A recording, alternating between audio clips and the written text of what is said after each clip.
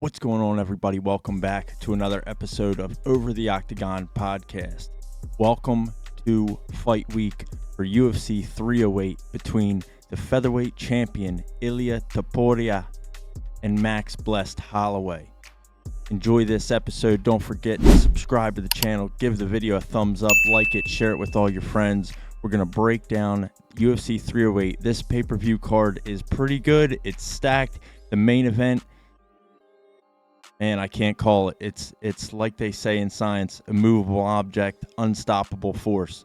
The co-main event between Robert Whittaker and Khamzat Chimaev. Let's just pray that Khamzat makes it to the fight this time. But this card should not disappoint. We're going to break it all down here from the main event all the way down through the prelims. Leave a comment. Let us know who you have, Max or Ilia. Who do you got between Robert Whittaker and Khamzat Chimaev? Enjoy the video. Peace. Hey, pussy, are you still there? I actually admire that you can actually be this fake. And like when the TV comes on, how you can just change. You're the scum of the earth. Don't doubt me, I couldn't do it. The odds that I couldn't do it. Look at me now. Lebanon, pound for pound. Headshot dead. That's it. Yes, sir. Welcome back to another episode of Over the Octagon podcast. We are 1 week out ahead of the UFC 308 pay-per-view main evented by featherweight champion Ilia Topuria and Max Blessed Holloway. Yes, sir. If you're not already, do not forget to click the subscribe button, subscribe to the YouTube channel, hit the thumbs up, and like the video. If you're listening to this podcast on Apple Music or Apple Podcast, Amazon, or Spotify, remember to turn on automatic downloads. Never miss another episode. Helps us a ton. Rate the show 5 stars. Without further ado, the boys think that we might have some arguments happening in this episode, but we're not totally sure, so we're going to get right into it. UFC 308 in Abu Dhabi, right? Abu Dhabi or Saudi Arabia? Somewhere over there in Bumblefuck. No, it's the United Arab Emirates. Yeah, so that's Abu Dhabi. Yeah, that's Abu Dhabi. So Saturday, October 26th, this coming weekend, 2 p.m. Eastern is the main card. Early. Prelims start at 10 a.m. Eastern Standard Time. So anybody that isn't prepared for that, fucking get prepared. Okay? Get prepared. Lock in. Prelims too. Yeah, so let's get right into it. We'll work our way down to the prelims. Let's just start with the main attraction, what everybody's here for. Ilia El Matador Topuria versus Max Blessed Holloway. Who you got? Dude, Keep it simple. Right into the fucking guts and glory. Keep it simple. Dude. Who you got? I have Max by decision. Ooh. Smart pick. I like that pick. Yeah, I got Max by decision. And I thought about it. Max is got a chin, bro. He's not been knocked out. And I know Ilia, has knocked out guys like Volk. I get it. But, yeah. Max is also a lot taller than Volk was. He's a lot taller than fucking Ilia is. Yeah. Volk, his chin was compromised when he fought Ilia. So, sure. the knockout in itself, you have to look at that as, it was a great knockout, but he was compromised. Sure. Facts are there. Yeah. But Max is really good at just playing the game, man. That's a simple way to say it. He's really good at playing the game of fighting. I mean, he's a smart fighter. Yeah. Yeah, he'll avoid getting taken down, even if he does stand and strike. I think Ilia has a tough enough chin to withstand, 5 rounds with Max. Yeah. Because I know his hasn't been truly tested really that much either, and when it has, he recovered pretty well. Yeah. So I mean, I do like Max's veteran experience in big fights like this to kind of like give him the advantage, even though I know Ilia's stardom is there. I mean, he's great. We know this. But we really don't know the legitimacy of it because he didn't really fight the Volkanovski that beat Max Holloway 3 times. You know what I'm saying? Sure. So, I mean, does he have a punching chance? Does he have a chance to even dominate Max? Absolutely. I mean, he's clearly the champion for a reason, and his striking is top notch. But I do feel like the veteran mind of Max is going to give him the advantage and the edge to kind of win this fight. Do you think that, Topuria's grappling obviously is very good also? He submitted Bryce Mitchell. Sure. Do you think that Topuria's grappling comes into play at all in this fight? Or do you think Max, keeps it stand? Like, where do you see that kind of that part of MMA factoring in here? I mean, it's not like Max is really like he's fought, he's fought guys who have decent grappling.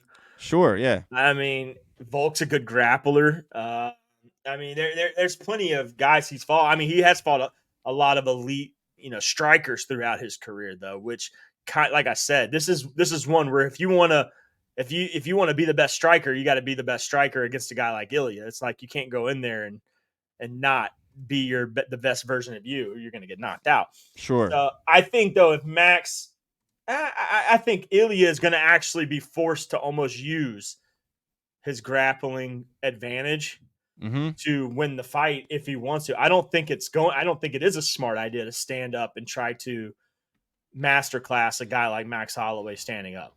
Yeah. Right. And I agree. I mean, especially after watching the Gaethje fight, right, where Max was such a huge underdog. Yeah. Or seemingly an underdog. People didn't really pick him to stand a chance. And he really just picked him apart for 5 rounds. Yeah. Like, everybody talks about that last 10 seconds because of how incredible that was. Yeah. Like, that's an all-time great moment, UFC moment. But Max was winning that fight 4 rounds. 5 rounds to 0. Because he was winning the 5th round, too. Yeah. He was running around 5 rounds to 0. He picked him apart, man. So, yeah, it just shows you, like, I do think, because Max has been around in the UFC for so long. People don't realize that he's only 32 years old. Like, he's in his prime, right? So I will agree with you. I will agree with you that I think Max's experience in huge fights, big moments, and against the best competition in the UFC for as long as he's been doing it plays a factor. For sure. Currently they have Topuria as the favorite. Yeah. A heavy favorite at that. Yeah, minus 218, plus 180. It's close, but that he's a favorite. I mean, I don't know that I feel like it should be pretty even money here. Yeah. Even if you're a betting man or you're looking for a bet out there at plus money, I do think, even as an Ilia fan, like I do think it's worth throwing money on Max at plus money. Yeah, like I do think the line shifts a little. I do think closer to the fight, I think it does become a pretty even odds fight. I think money will start coming in on Max just based on, one, if you weren't really a big fan of MMA and you just happened to watch UFC 300 because of how big it was of an event, there are people out there who only watch like, for sure, big one event maybe a year, Yeah. So to be the one that you may have picked that one to win and then see Max Holloway win, you hear that name again, you're going to want to tune in. Yeah, absolutely. Especially after what he did. He really leveled up. Very much. Yeah, he really leveled up after that fight. And Ilia, I don't know that. Yeah, there probably are a good amount of people in the casual fan base that may not know a lot about him. Exactly. I've been a big proponent on this show of being a Ilia fan and supporter, and I think he's incredible. I think he's great. And I ain't no bitch. Let's make that clear. I ain't no bitch. And I'm not backing down now. We're not going against our word, and we ain't changing stances. So what I've always said is what I'm going to say again, and people aren't going to like it, and I don't give a fuck. Because we ain't no bitch, dude. This is Over the Octagon, okay? We call it like it is here. This is the official degenerate podcast of MMA. This is real. This is podcast by fans for the fans, okay? This is legit. All right, this ain't spinning back fuck. Okay, this ain't This fucking ain't suck MMA off junkie. popular. This ain't stupid. Ariel Nosewani. This ain't none of that stupid shit. Okay, call it like it is here, and I'm gonna call it like it is, and say, I see this fight playing out one of two ways. I think Topuria wins the decision, or Topuria submits Max Holloway. That's what I think. I think Topuria has a very good chance to do what he did against Volk. The problem's going to be that if he can't put him down and he gives up too many rounds, in that fight against Volk, he lost the first round. Sure. So if he gives up too many rounds and it gets late in the fight and he has to get a finish, against a guy that's as durable as Max is, like, that's why I really like your prediction of Max Holloway decision, because I can see it going that way. I could definitely see it going that way. But he's also no dummy. You know what I mean? Sure. These two are talking back and forth and talking a lot of shit, and they're acting like, what Holloway and Gaethje did in the last 10 seconds, they're going to do in the first 10 seconds. You're not going to fucking do that. No. Like, I that's not going to happen. Topuria, Topuria's smart, dude. He's not a dummy. So I'd be interested to see what his game plan is. But I do think that for him to find success, you're going to have to utilize some grappling. Sure. Yeah, he better come in there with the right game plan. I mean, Max Holloway is not one you want to go in without a solid game plan on how to beat a style like Max Holloway. Yeah. Well, and I think you have to watch those Volk fights. Yeah. Right?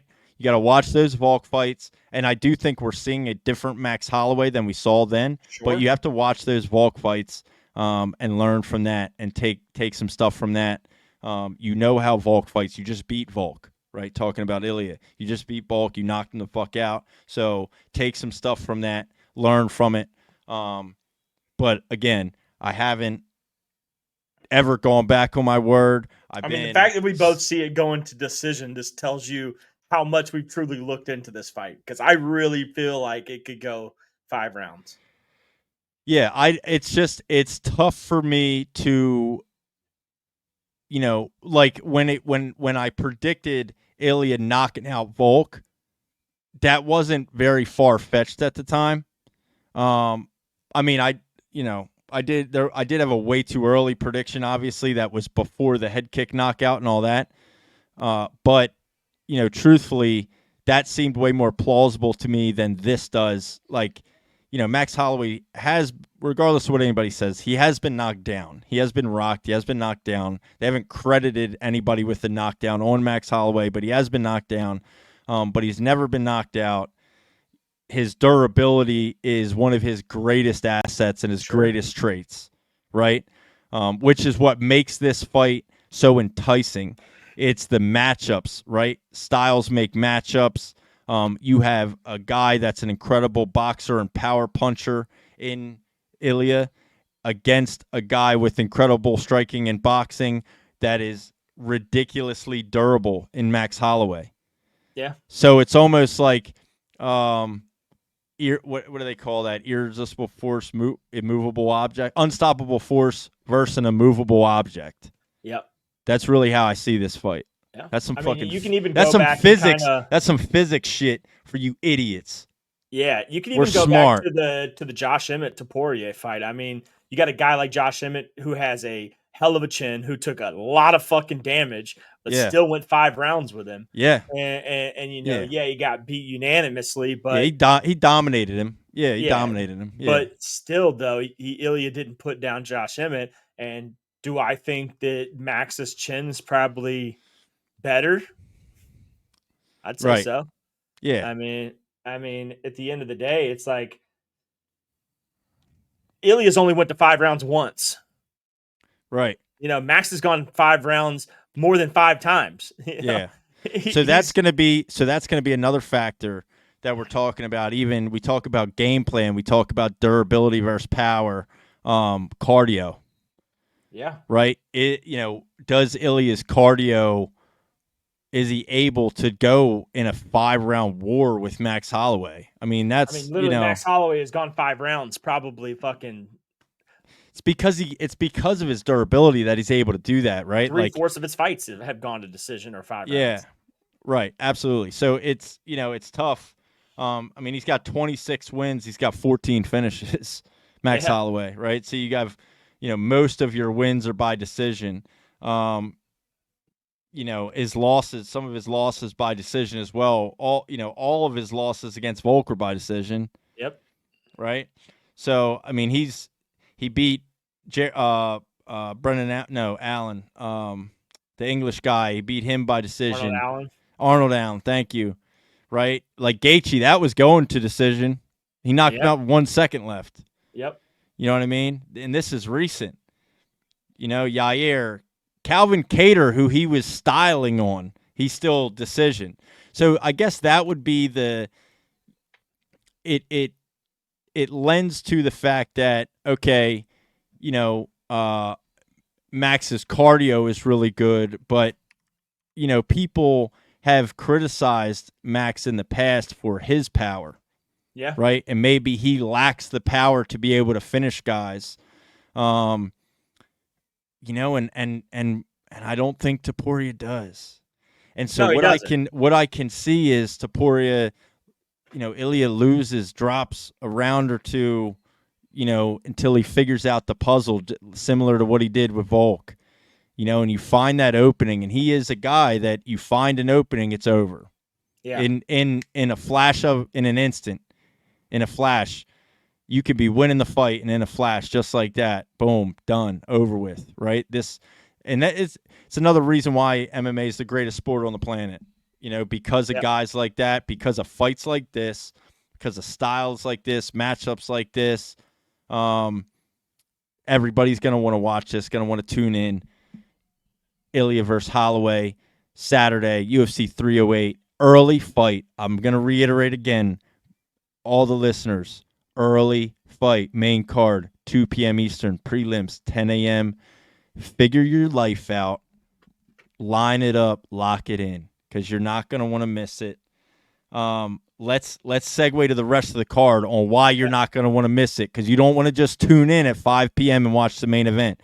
Your co-main event, UFC 308, Robert Whittaker finally against Khamzat Chimaev. Huge. Assuming Khamzat makes weight, doesn't pull out, whatever. Pray to the MMA gods that this fight happens. I got Bobby Knuckles, bro. They got Bobby Knuckles plus 164. Fuck Khamzat, dude. Like, give me Robert Whittaker. Give me the Reaper.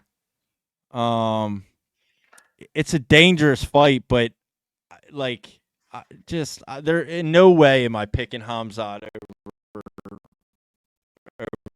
Robert Whittaker. There's just no world in which that happens. I would love to disagree, or I would love to agree with you.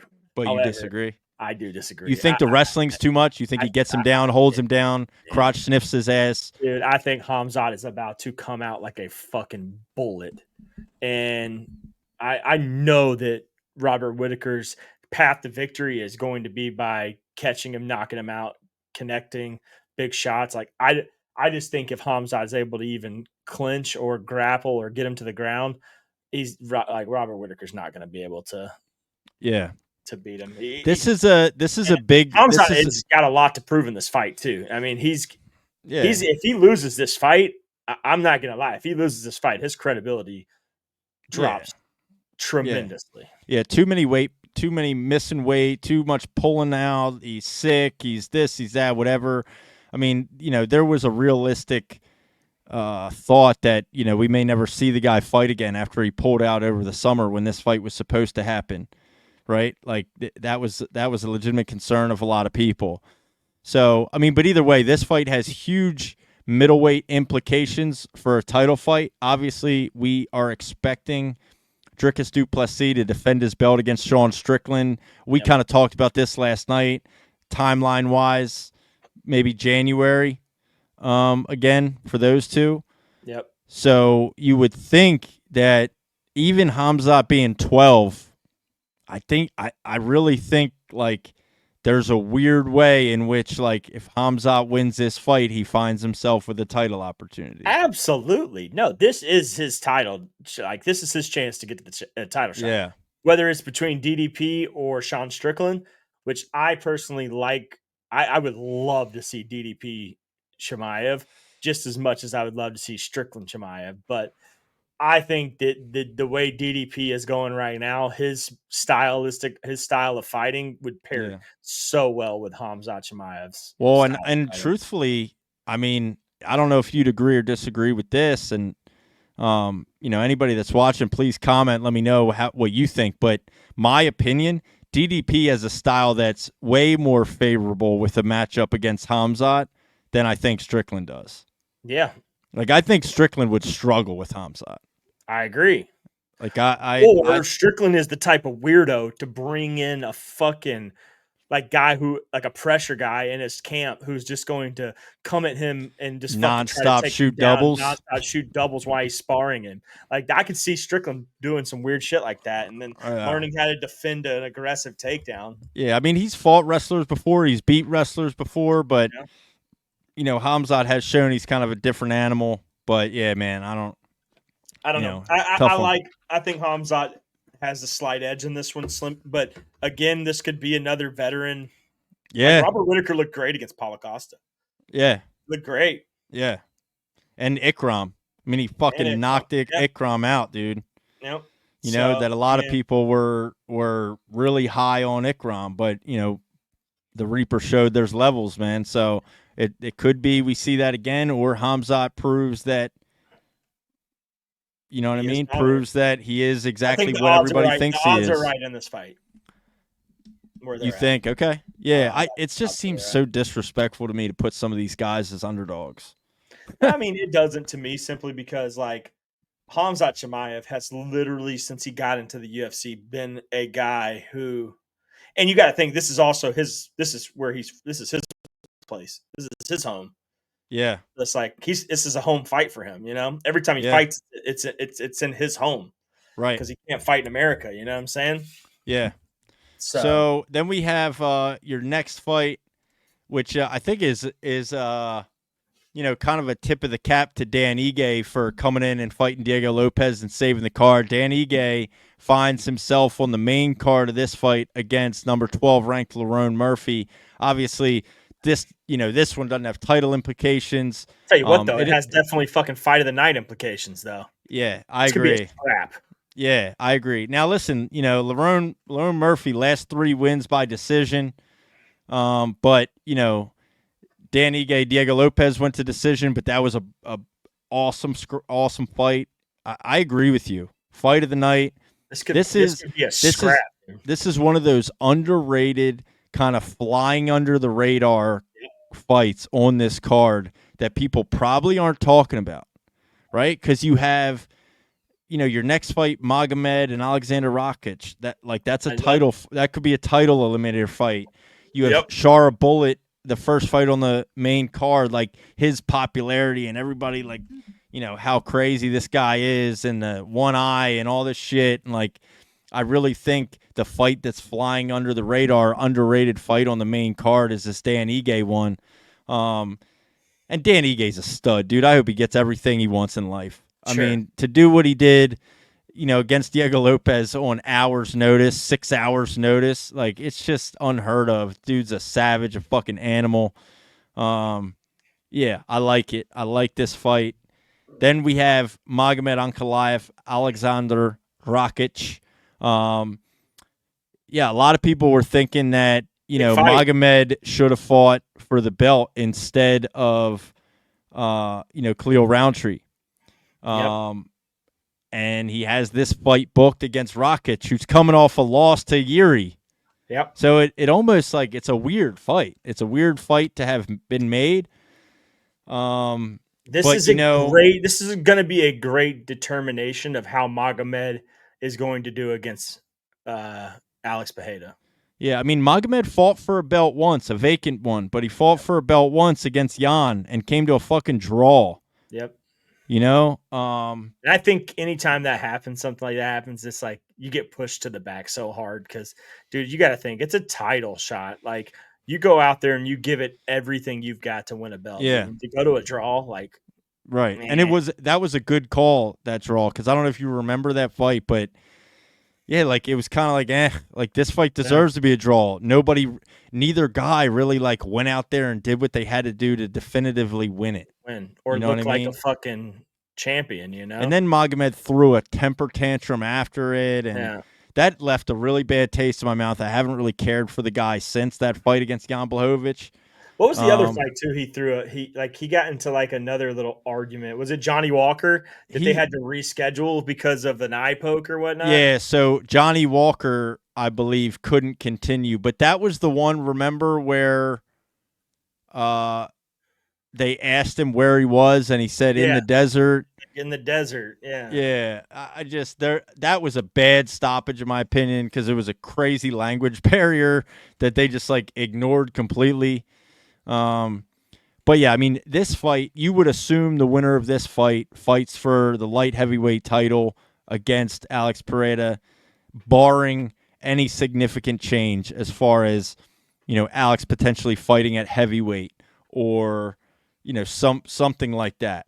But I would assume that, well, I don't know. I mean, if Magomed wins, he fights for a title. If Rakic wins, does he fight for a title? Coming off a loss to Yuri, and Alex beat Yuri. I mean, fight Yuri. You run that back. I mean, or do you give him like Jamal Hill? I mean, maybe you give him. I think I like somebody said this earlier, or I may have saw this somewhere, but I like Khalil Roundtree versus Jamal Hill. I agree. Totally agree. I like the winner of this fight. If it's Magomed, title shot. If it's Rakic, you run Rakic Yuri back because Rakic was beating Yuri. He was, yeah. Yuri's such a weirdo. That's Yuri though, right? Yuri like Yuri's such a weird. He's such a weirdo, dude. It would be it was such an intense fight too. Like I would love to see that fight twice. I don't want to see fucking Jamal Hill even sniff a fucking title shot again. Let me ask you this, because prior to Alex Pereira, the light heavyweight division was kind of like, I mean, it used to be the premier division in the UFC. It was the John Jones, the Cormiers, the Rampages, the Rashad Evans, the Liddells, that was the division in the UFC, light heavyweight, and was forever. And then it really fell off. And, it was bad. It wasn't great. There wasn't any kind of draw. Now, with Alex Pereira being champion, I kind of credit him with, like, breathing new life into this division. Because not even aside from just him being champion in the fights that he's had at light heavyweight has everybody talking about guys that I think otherwise we wouldn't even be talking about. Sure. Right? We wouldn't be talking about, Alexander Rakic as much. We wouldn't be talking about Khalil Roundtree and Jamal Hill and, these guys. Like, it'd be kind of like, I'm whatever. pretty convinced that if Alex wasn't the champion, Yuri would still probably be the champion. Yeah, I don't disagree. And Yuri's aura is ridiculous. It's up there too. Yeah, absolutely. And what an intense face-off that was between him and Alex. So, it'd be nice one day to get that again. But anyway, so that is your light heavyweight bout on this main card. And then starting off your main card, you have Shara Magomedov or Shara Bullet against Armen Petrosyan. Really even odds on this fight, man. Yeah. Very even odds on this fight. Shara, a slight favorite. He's obviously currently undefeated, 14-0.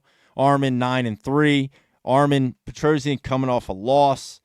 But man, I feel like this is pretty even as well. I feel like this is a good matchup. Petrosyan has kind of I wouldn't say like a big name, but Armen Petrosyan is a fairly recognizable name to big fight fans. I think this is a great fight for Shara Bullet. Like, this is a good kind of next step up in competition for Shara Bullet to really, start throwing his name in the hat and get into, maybe against some ranked fighters and stuff in the middleweight division. I agree. So super interested in that. I think Shara wins. Like, he showed significant improvement in his wrestling and in his takedown defense in his last fight, which was criticized in his debut or his second fight in the UFC. And we obviously know his kickboxing credentials and how good his striking is. I mean, that man throws kicks from anywhere at any point in the fight, and they're hard, they're fast, they're accurate, they're powerful. Give me Shara. Give me Shara by. I'm a switch up, and I think Shara gets a TKO or a KO against Armen Petrosyan. Okay. I think he's going to make a little bit more of a statement. I think he's been criticized for some of his more recent fights. I think this is a really good opportunity for Shara Bullet to come out and make a statement. Give me that. But yeah, so then we get into the prelims. You have, RDA moving up to welterweight to fight Jeff Neal. I think that has potential to be a solid fight too, man. Yeah, I agree. I also think Jeff Neal is going to beat his ass. Yeah, I think Jeff Neal, hands of steel Jeff Neal, the boxing too much. I just think RDA is a little bit past his prime. Oh, he's well past his prime. Yeah. That, the step up is great and all, but like, dude, Jeff Neal is a fucking savage when it comes to this inside boxing and shit. Like he's so fucking good, and I'm a really big Jeff Neal fan. I like Jeff Neal a lot. Absolutely. I think that and he just a huge reach advantage. He's going to be bigger, stronger, and than RDA. I feel like it's a no brainer. But RDA is a veteran. He's there, but he's not fighting someone who's not also a veteran. Jeff Neal's been fighting a while too. He's been in the light. He's fought good competition, so it's not like it's not like Nico Price, Robbie Lawler type shit. Sure. Yeah. No, but I think this has potential to be just a phenomenal scrap as well. Agreed. Like we highlighted Dan Ige, Lerone Murphy. I think Jeff Neal, RDA at welterweight, it'll be interesting to see if the size is a factor. Like I would assume RDA moving up to welterweight, but I would assume that Jeff Neal is significantly bigger than him. Sure. Jeff Neal is a fucking big black man, dude. No homo, but damn. And luckily, they didn't put really a lot of the cross-sniffing Russian fighters on here. They actually put some of the kickboxing and striking Russian fighters. Yeah. So like that, I'm actually kind of pumped about. We have a Bruno Ferreira, Bustam Magomedov. Man, it's so crazy. Saeed Nurmagomedov, Daniel Santos, Matus Rebecki, Oralbai. A lot of these names I'm not even going to be able to say. But a lot of these guys, if you are a fan of the sport, even a casual fan of the sport, and you're not sure of these names, a lot of these guys very often find themselves in incredibly exciting fights. Yep. Just ridiculous. Justin Tafa also on this fighting the number 4. He's actually out. Oh, he is out. That's right. I'm sorry. Yeah, so Chris Barnett is fighting. That's Kennedy right. That's right. They switched. That's right. Yep. Okay. Correct. You're right about that. So, I hope Chris Barnett gets one of his little front flip lands on his butt things. I know you don't like it, even though you're built just like him. You shithead. Fareed Basharat. Corny as shit to me. Fareed Basharat, one of the it's a Pakistani guy, right? Afghanistan. Him and his brother are both on the UFC roster. Victor Hugo. I think that Fareed Basharat, the Basharat brothers, both of them always throw hands. Or is one lost? Nah, one has lost. I think his brother has lost. But either way, both of them always come to scrap, dude. Fareed is a decent-sized favorite in this fight. And then, we're getting down to it. Bruno Silva, we talked about that. Ruziboev. So, Nursultan Ruziboev, believe it or not, I just saw recently in Wilmington, Delaware at a Muay Thai event. Shout out Sean Subert. Shout out Red Seal Muay Thai. Shout out Kevin Gonzalo. But Ruziboev is from Uzbekistan. Mm-hmm. So a lot of the champion in the main event in the professional kickboxing fight that night was from Uzbekistan. So there was a large group of them there, and I did happen to notice Ruziboev was in attendance at a kickboxing Muay Thai event in Wilmington, Delaware a few weeks ago. That's crazy. I will say this, brother, welterweight, 170, he's fucking huge. Yeah. He's huge. He's like, what does this have his height listed as? So yeah, 6'5". He's my height. That's what I was going to say. 6'5", 170? Yeah, but he's bigger. Right? Fuck yeah, he's bigger. He's cutting to 170, dude. I bet you he fights every bit of 200. Really? At least a few weeks ago. He is not small. He's my height. But, like, obviously I'm thin. He does not look thin to be fighting at 170. 170 is what I would, like that's my weight, whatever. But nah, bro. That dude it's a big dude. But he's an underdog in this fight. But obviously he has incredible kickboxing as well. So to your point, I agree. Like they definitely, they definitely kind of, they put the good Russians in. You know what I mean? If we could, they put the good Russians on this card. This card is great. It's not bad. It's great. So Robert Whittaker, Hamzat, Ilia, Max. 3 cards, which one's your favorite? So 308, 309, and now officially announced 310. So as much as I hate to say it, because we will be in attendance at UFC 309, both of us, UFC 309 in Madison Square Garden, John Jones, Stipe Miocic, that's the third. I mean, just to be honest, that's in third. Really? Yeah, one fight can't make that for me. I mean, like, I may feel differently. Oliveira and Michael Chandler? Right, that's a great, Didn't you're right. A legend like Charles Oliveira in there? I might feel differently November 17th. November 17th, I may feel differently after watching it live. I may say, let's say John Jones retires and we watch.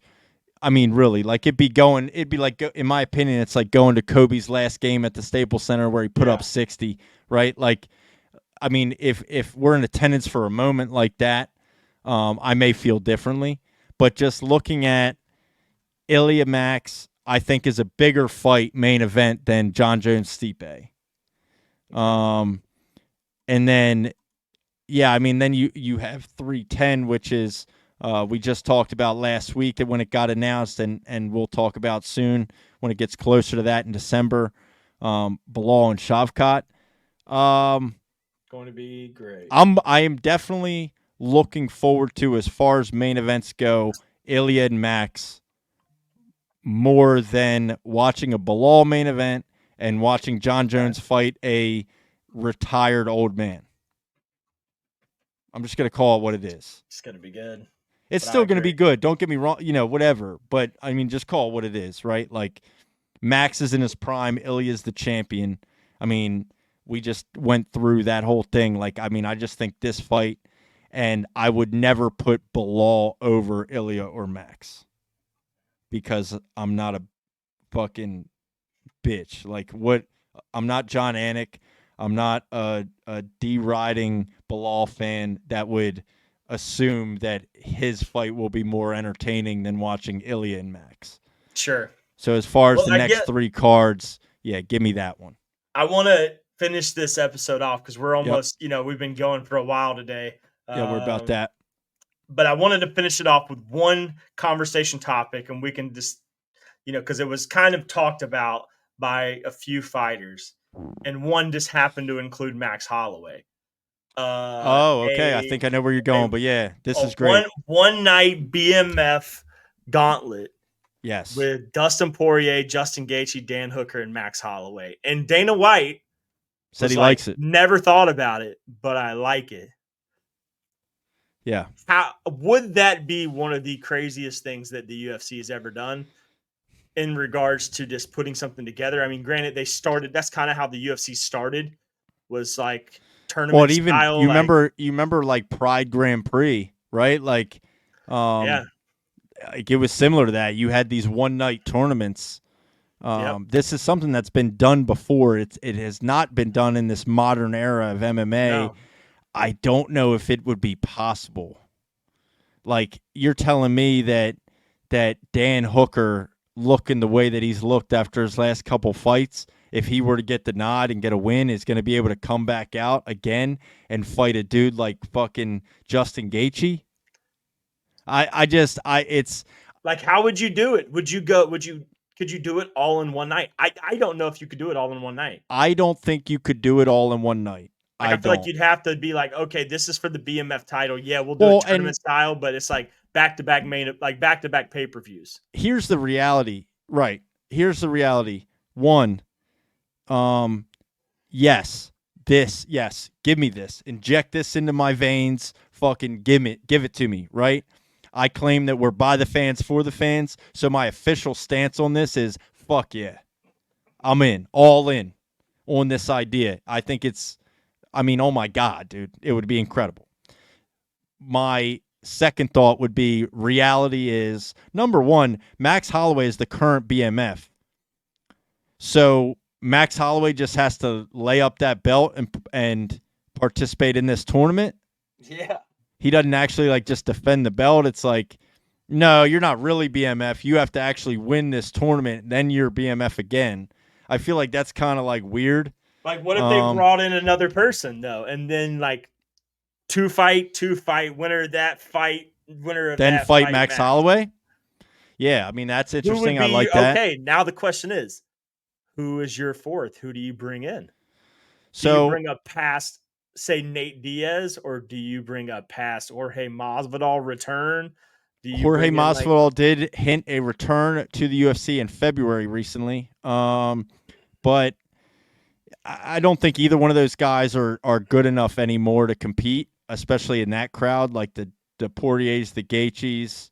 I mean, I don't know. I think you kind of stick with what you got in this fan favorite thing. I think you could also, you maybe pull a smaller 170 down, right? Like you could look at doing some stuff like that, pull a bigger 145 up.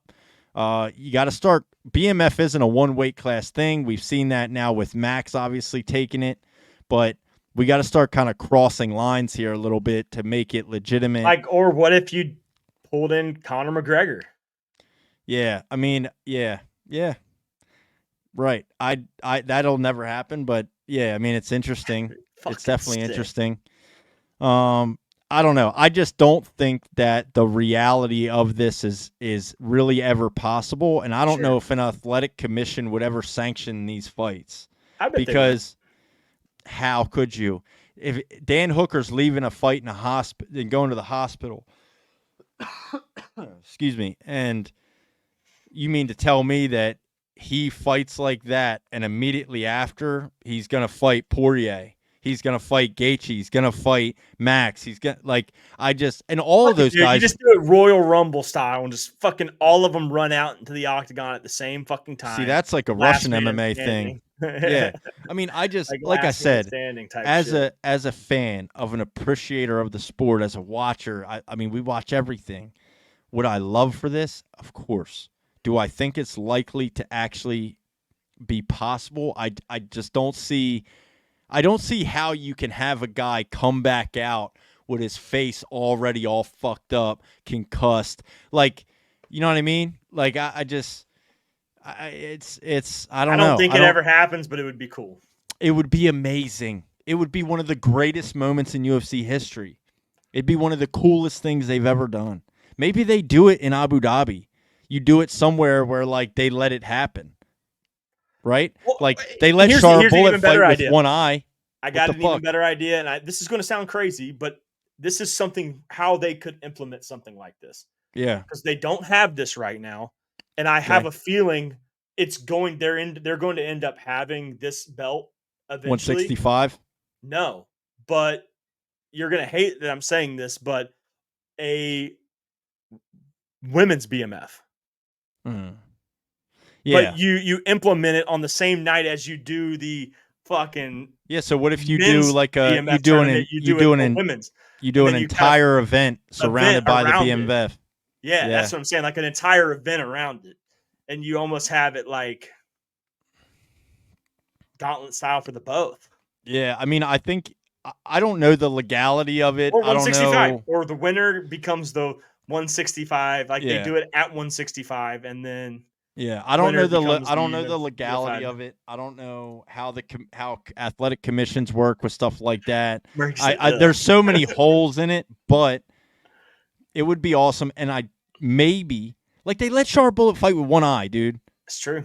So there's got to be a way to go somewhere in the world with a looser commission that could sanction this as a pro fight. I mean, Abu Dhabi, dude. Khabib beat 30 trash cans. You know what I mean? Like he beat bums up off the street. They called them pro fights. So, go to Russia. Fuck it. Take it to Russia. Do it there. I'm sure you could get away with it there. I'm positive you could. Romania, you could probably pay the government and just, whatever happens. You would just have to get fighters to actually agree. And then what happens if the winner legitimately couldn't continue? Like he wins the fight but couldn't fight in the next round. Exactly. There's a lot of holes. Listen, we can dream, right? We can dream. Hell yeah, we can dream. But listen, this is UFC 308. This is the breakdown. UFC 308 this Saturday. Ilia Topuria and Max Blessed Holloway. I'm looking forward to it. You're looking forward to it. Everybody's looking forward to it. 10 a.m. prelims, 2 p.m. main card. Don't forget it. Oh shit! With that, man, let's get out of there, baby. All right, on to boys. the next one. We'll see Let's y'all go. next week.